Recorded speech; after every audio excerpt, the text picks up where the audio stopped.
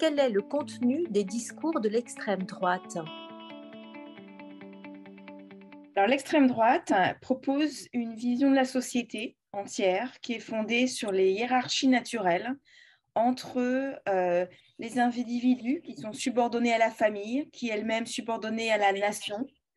Et ce sont ces cercles concentriques qui font la vision de l'extrême droite où en fait la nation est prioritaire sur tout.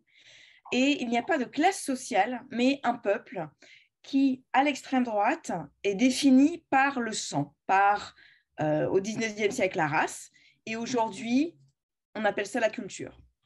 Alors justement, quelles sont les différences entre le Rassemblement national et le parti d'Éric Zemmour sur ce point?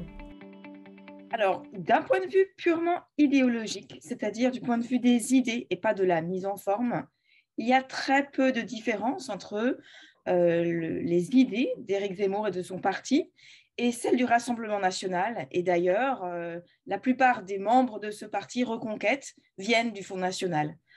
Tous les cadres même viennent du Front national parce qu'ils portent les mêmes idées. La seule différence du point de vue des idées ou des mots notables, c'est que le Rassemblement national, depuis que Marine Le Pen est présidente, évite absolument d'utiliser le mot race et a banni tout discours antisémite.